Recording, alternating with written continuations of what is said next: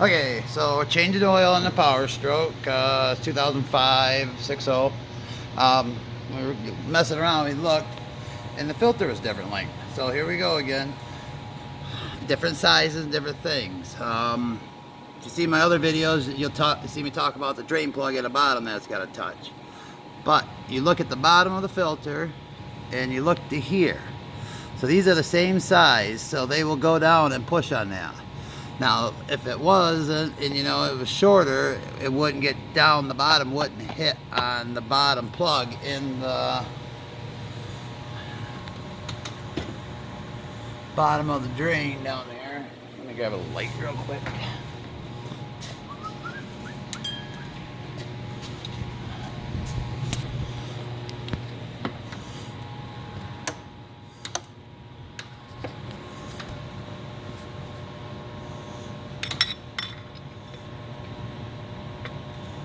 See, that's a plug that bounces up and down.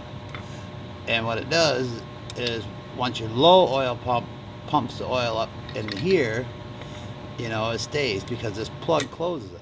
But like when you go to change your oil, the plug lifts up and then your oil can drain back down and you ain't got a mess all over. So, and there's different styles because you got to look at the center here. If you watch my other video, it tells you about the filter numbers of wicks and that. So, you know, it takes 36 millimeter. Just take off the big nut on top. But that's another thing. You got to just check from here to the bottom. It don't really matter. I don't think it would.